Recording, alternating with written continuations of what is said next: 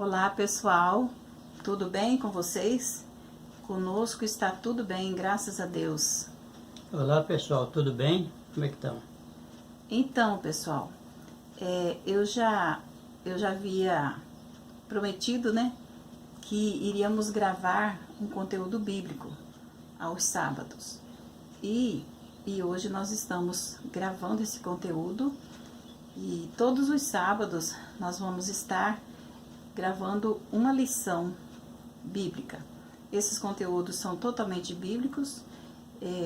Quem tiver o desejo de assistir nossos vídeos e estar acompanhando aos sábados, nós vamos estar gravando uma lição a cada sábado, e essas lições elas têm o objetivo de trazer conhecimento, trazer uma palavra de conforto, fazer um pouco de companhia, né? Tem pessoas que não estão podendo sair de casa e tem uma mensagem importante em cada lição. Você pode pegar a sua Bíblia e acompanhar, comparar, fazer as comparações, né, com as passagens bíblicas que nós vamos estar citando aqui. Cada lição vai ter um tema centralizado na Bíblia, tá? E eu já vou pedir logo para vocês que se inscrevam no nosso canal Mara de Versos, e o link está embaixo, né, na descrição do vídeo. Vocês entram lá e assistam todos os nossos vídeos.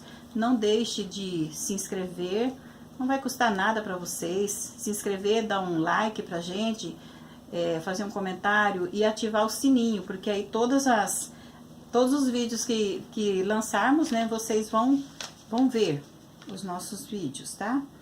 Então, nós vamos usar a Bíblia com a versão revista e atualizada. Quando você for fazer a comparação bíblica dos versículos, pode ser diferente a linguagem, mas o significado é o mesmo, certo? E nós vamos começar pela lição de número 1, que é a Bíblia Sagrada. A Bíblia Sagrada. A Bíblia é um livro diferente. Na verdade, trata-se de uma pequena biblioteca, composta de 66 livros escritos por cerca de 40 autores das mais variadas culturas, origens e ocupações. Durante um período de 1.600 anos, milhares de pessoas já deram a vida literalmente em defesa das verdades nela contidas. Por abraçarem essas verdades, blasfemos já se tornaram reverentes, ébrios se tornaram sóbrios, criminosos se tornaram confiáveis, ladrões se tornaram honestos, adúlteros se tornaram puros. O que torna a Bíblia um livro tão diferente e especial? De onde vem seu poder? Que valor tem ela para o homem atual? Essas perguntas serão respondidas nesse estudo. Então, por essa introdução, nós vimos que a Bíblia é um livro muito atual, né? E ela tem sempre uma palavra de conforto para todos aqueles que recorrerem a ela. A primeira pergunta é: como Jesus considerava a Bíblia? E essa resposta está lá no Evangelho de João, João 17:17.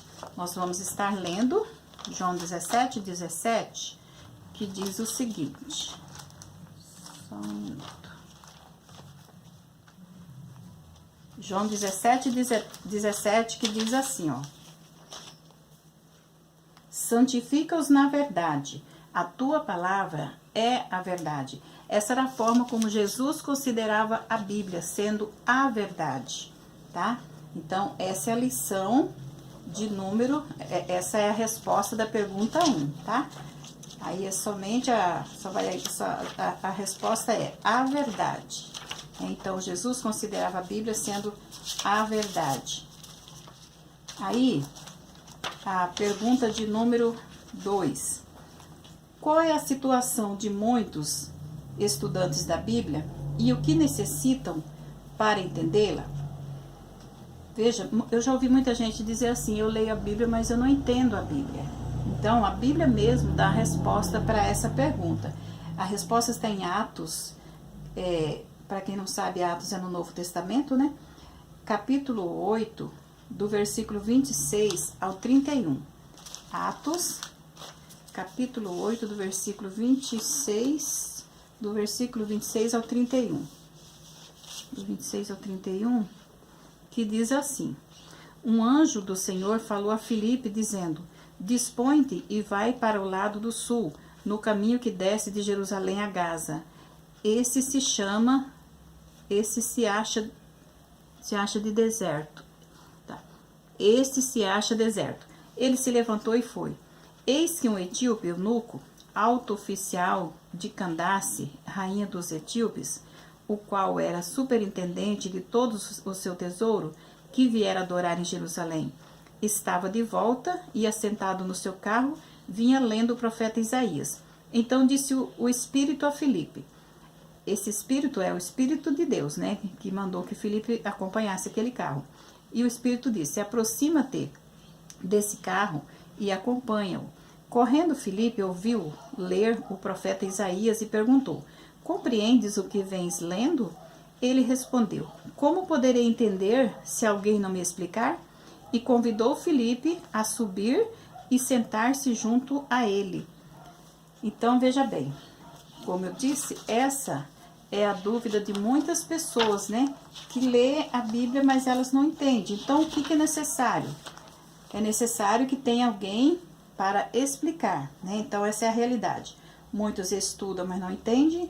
E para entendê-la, alguém precisa explicar, né? Não é a realidade de todos. Tem muitas pessoas, milhares de pessoas que entendem a Bíblia. Mas isso é para aqueles que não entendem, né? Então, é necessário que alguém explique. Tá. Qual é a maneira correta de estudar a Bíblia? Vamos ver Isaías 28 e 10. Porque a própria Bíblia já responde, né? Aqueles questionamentos que nós temos. Isaías 28, vamos ver o que fala aqui. Isaías 28, verso 10. 28, 10 diz assim: porque é preceito sobre preceito, preceito e mais preceito, regra sobre regra, regra e mais regra, um pouco aqui, um pouco ali. Então, veja bem, porque um pouco aqui, um pouco ali. Vocês vejam que o nosso tema é a Bíblia Sagrada. E nessas três perguntas que nós lemos, então, já percorremos o Evangelho de João, Atos e agora Isaías. E vamos pegar vários textos da Bíblia, tanto Novo como Antigo Testamento. Então, é um pouco aqui, um tema bíblico, ele pode estar espalhado pela Bíblia inteira. Então, você vai pegar um pouco aqui, um pouco ali, vai depender de onde está esse tema. Então, essa é a leitura da Bíblia, você estudar por tema, né? Quando nós pegamos um texto isolado, nós podemos cometer um equívoco, né? Então, a Bíblia mesmo se explica dessa forma, é estudar por tema, que é isso que nós estamos fazendo. Estamos estudando sobre a Bíblia Sagrada. Então, essa é a resposta de número 3, né? Então, a forma de estudar a Bíblia é comparar os textos que tratam do mesmo assunto, é buscar outras passagens que explicam outro assunto, e é um pouco aqui e um pouco ali sobre o mesmo assunto. Então, essa é a forma correta de estudar a Bíblia. Pergunta de número 4. Que benefício recebe o estudante das Escrituras? Por que é bom estudarmos as Escrituras? Evangelho de João 5,39 responde isso, tá? Evangelho de João 5,39. 39 diz assim, olha o que diz aqui. Examinais as Escrituras, porque julgais ter nelas a vida eterna, e são elas mesmas que testificam de mim. Quem foi que disse isso? O próprio Jesus. Ele disse que naquele período que ele veio, né, ele disse para aquele povo que perseguiam ele, que deveriam examinar as Escrituras, porque as Escrituras falavam de Jesus, testemunhavam de Jesus mesmo, tá? E naquele período, vamos lembrar que naquele período não existia o Novo Testamento. O Novo Testamento foi escrito depois, né? Naquele tempo só existia o Antigo Testamento. Era aquelas escrituras que havia naquele tempo. E ele diz que deveriam examinar, ou seja, estudar, né? As escrituras. Então, através da Bíblia, encontramos a vida eterna e ela testifica de Jesus. Por que encontramos a vida eterna? Porque a Bíblia nos ensina os passos que nós devemos seguir, como nós termos um amor, né? Definir um amor, ter um amor a Deus e ao próximo. A Bíblia nos ensina o passo a passo de como fazer isso, né? Então, por isso é importante conhecer a Bíblia. E Jesus Cristo, Ele nos traz a vida eterna, Ele nos dá a promessa da vida eterna. Por isso, devemos conhecer sobre Jesus Cristo, né? Então, a Bíblia, através da Bíblia, encontramos a vida eterna e ela testifica de Jesus. Jesus é o personagem central da Bíblia. Cada página da Bíblia revela seu amor e seu desejo de nos salvar. Lendo-a, encontramos o caminho da salvação. A pergunta de número 5. Que outro benefício prático advém de examinar a Bíblia? A resposta está no Evangelho de João. João, capítulo 16. Vamos pegar aqui. João, capítulo 16. Só um momentinho. Versículo 13.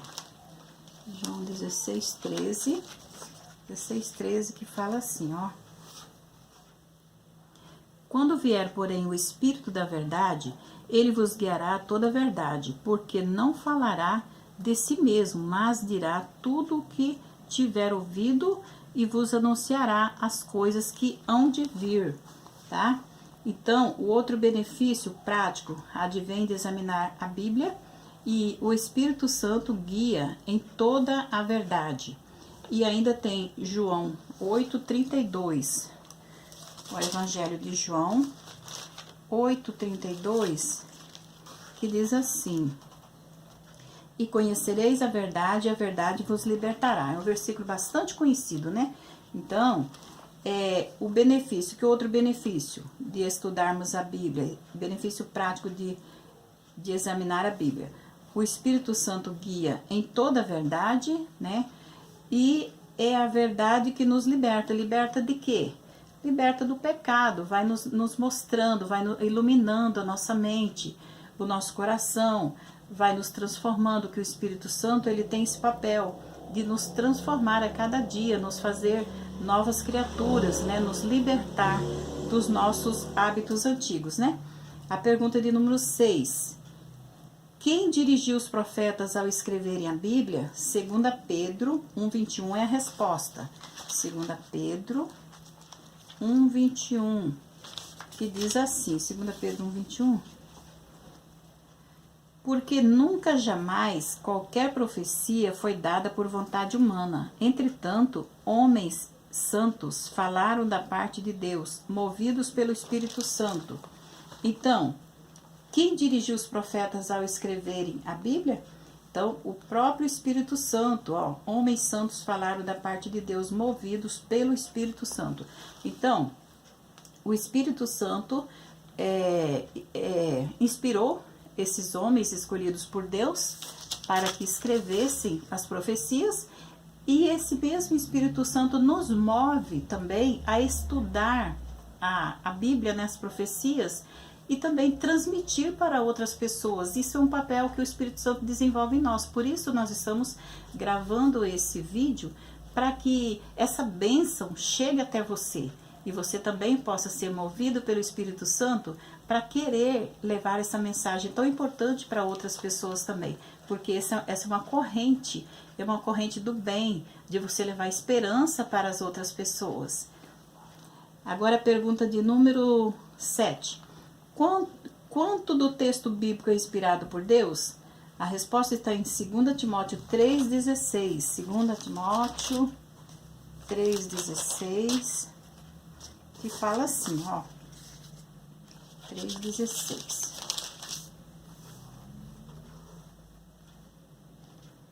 2 Timóteo 3,16, só um momento, pessoal. 2 Timóteo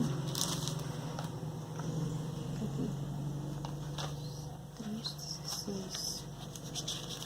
Só um minutinho.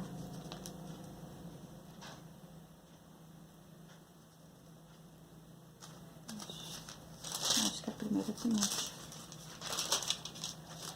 cometi um. Toda a escritura é inspirada por Deus e útil para o ensino, para a repreensão, para a correção, para a educação na justiça. Então, quanto do texto bíblico é inspirado por Deus? Segundo Timóteo 3,16, diz que toda a Bíblia é inspirada por Deus. Segundo esse texto, a Bíblia é útil para o ensino, repreensão, correção e para a educação na justiça.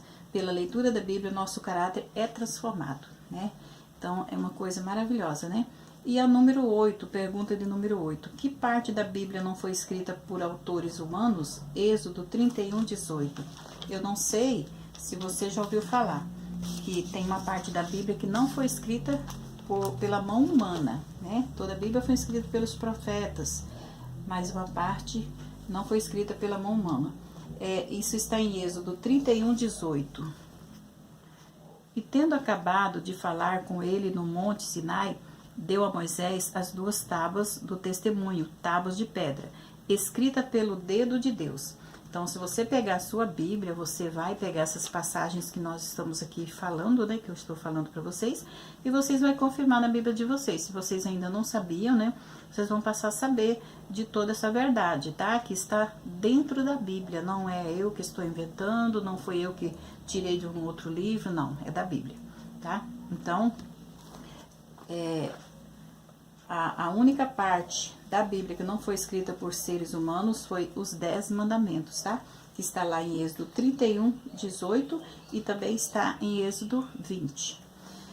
Está alguém autorizado a alterar a Bíblia? Vamos ver, será que tem alguém que pode alterar a Bíblia? Vamos ver Malaquias 3:6. Malaquias 3:6. Vamos ver se alguém pode alterar a Bíblia. Porque eu, o Senhor, não mudo.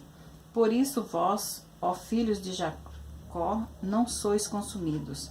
Então, veja bem, o que Deus fez não é para ser mudado, tá? Então, ele não muda, conforme está escrito aqui em Malaquias 3:6, o próprio Deus disse através do profeta Malaquias que ele não muda. E essa é a razão de nós não sermos consumidos, né? Dos filhos de Jacó não ser consumidos, né? Então, e está alguém autorizado a alterar a Bíblia? E também Apocalipse 22. Apocalipse 22 complementa essa resposta, tá? 22, 18 e 19.